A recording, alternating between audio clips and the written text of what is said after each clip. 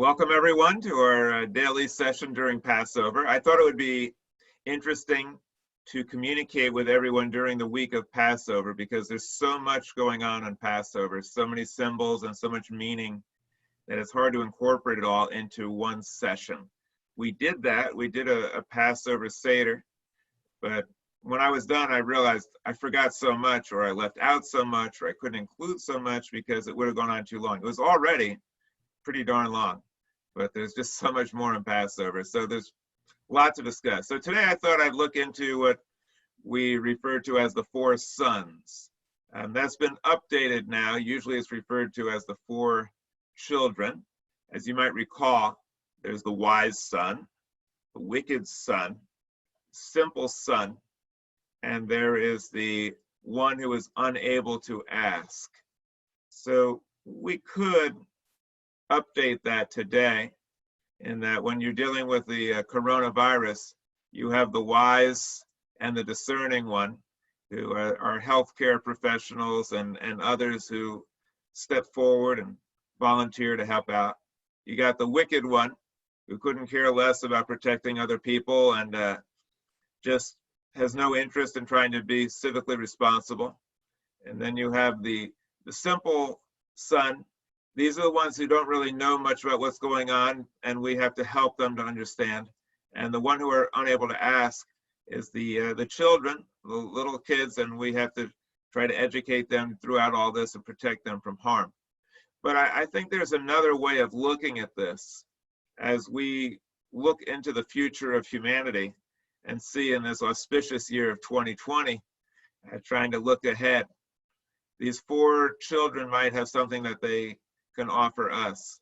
So the wise son, or the wise child, or the wise person, is someone who looks at this coronavirus plague and instead of just thinking, this is terrible, I can't wait for it to be over, actually tries to learn from it, actually thinks about what is it that's going on now that I can gain something from and learn for the future in order to see where the weaknesses are in the human condition.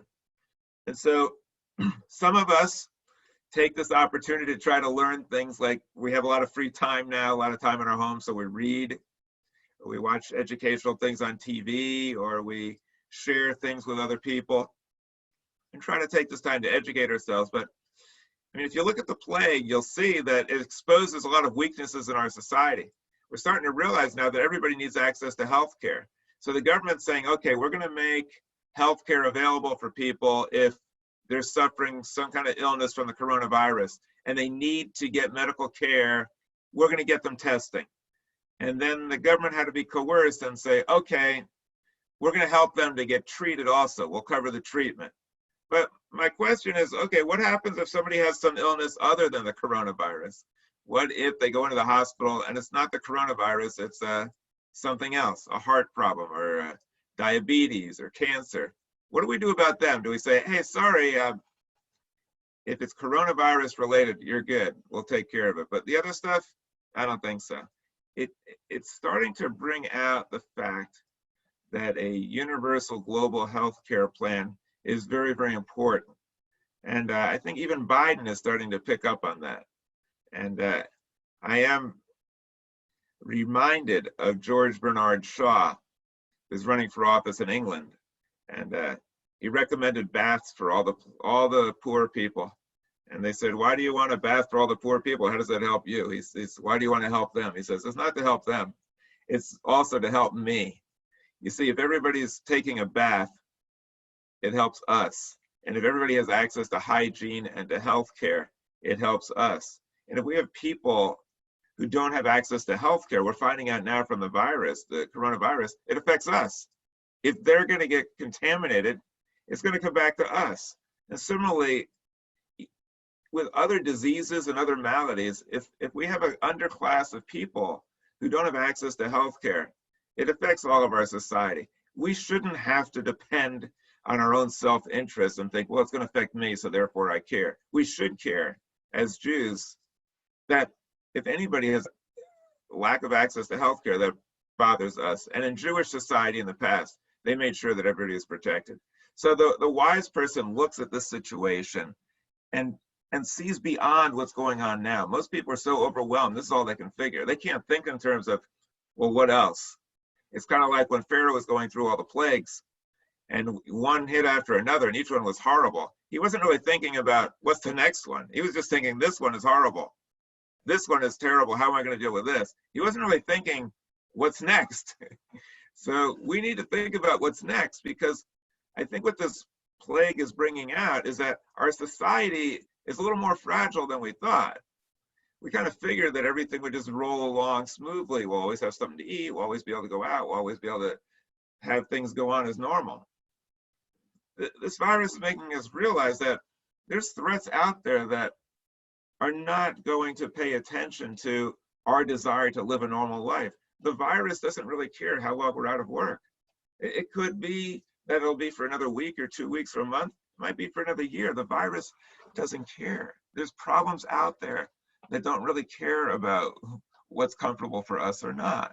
And we need to be prepared. We were woefully ill prepared for this virus. Our government decided, hey, let's save some money and get rid of all the safeguards. We don't need all that.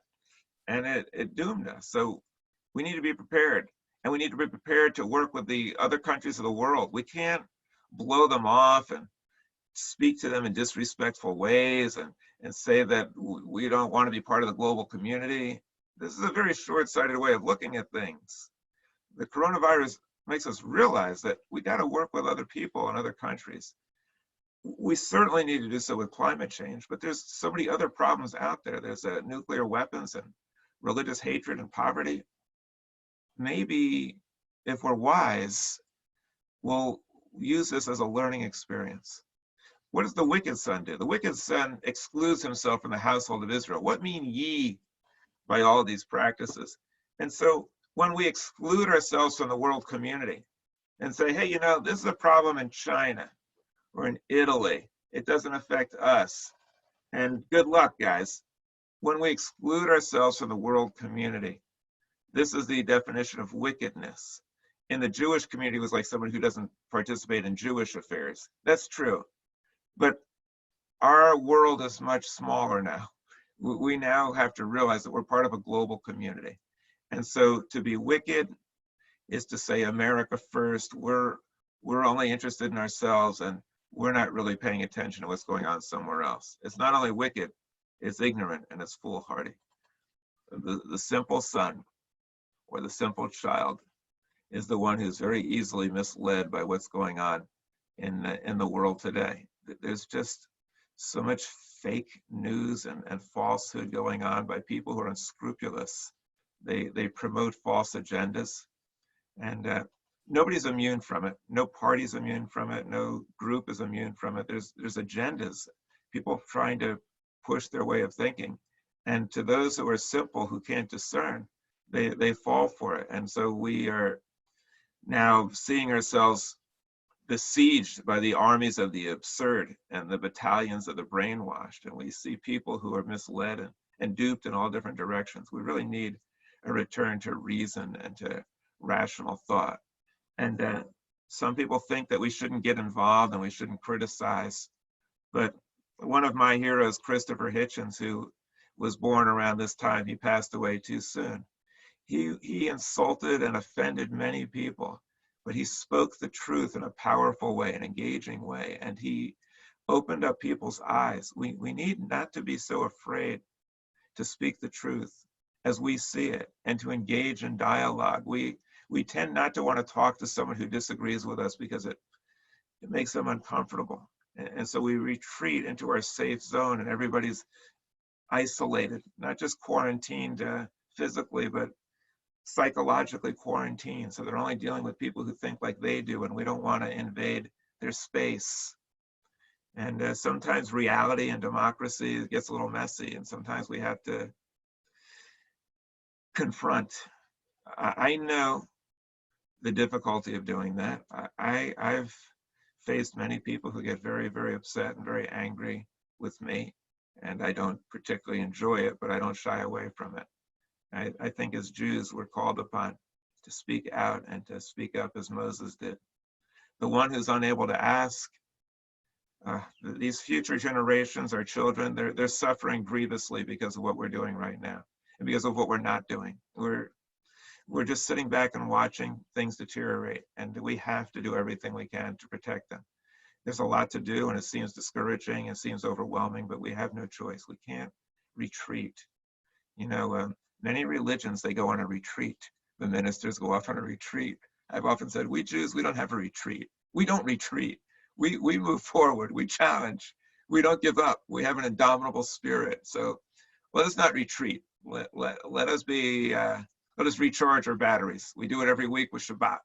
We do it on Passover where we celebrate freedom. Let us move forward and not get discouraged. We will conquer this virus. It is causing all types of mayhem and sickness and health problems and death and unemployment and economic upheavals, but it's also shaking us from our complacency and making us realize that there's no guarantees in this world. And we need to really think about the future and plan ahead and realize also that our access to food is something that we take for granted. We just think, hey, you know, I go to the supermarket, I buy some food and we're good.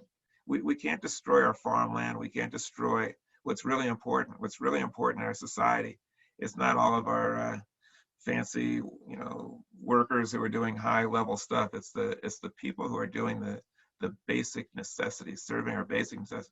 People who grow food, people who serve food, who prepare it, who sell it, people who provide medical care, people who are teaching our kids. These are the things that we now realize are indispensable. Other things can come and go. These things we realize they're important. We need them, and that we should value and honor them.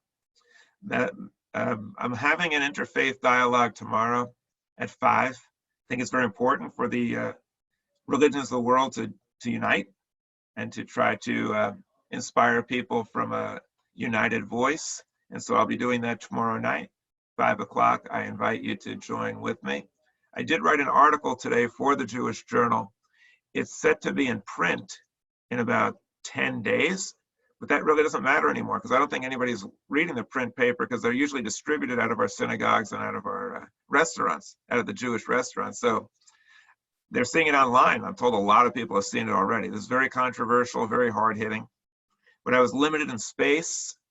I cut it in half, but I do have the full version, the full unadulterated version. And if anybody's interested, I'll send it to you and you can send it to others. Right now, if you want to, you can go online and you can see on the Jewish Journal website, you'll see my article today about Passover, coronavirus, where we're heading. And you're welcome to read it, and I'll gladly send you the full article if you'd like. I want to thank Sharon once again for allowing us to communicate with one another. I think it's a great thing. We had the Shabbat service, and it seems to me and some others that there's some great potential that we have to create some wonderful visual effects, but there's also nothing like interacting with each other. And so I'm hoping that as we develop this technology and feel our way forward, we'll find a way to make the best of both worlds and have some great video, pre-recorded messages, and also some wonderful interaction between us. Because I've often said what makes the Shabbat really special, it's not so much what's coming off of the bima, but afterwards when we get to talk to one another and interact and check in and see how we're doing. So I think we can do all of that. And I thank Sharon and Sheila and Arnie for helping to make that happen. And I thank you for putting up with me as I fumble along and try to learn this technology. So I'd like to ask Sharon to open it up to any discussions or questions that you might have, or any feedback.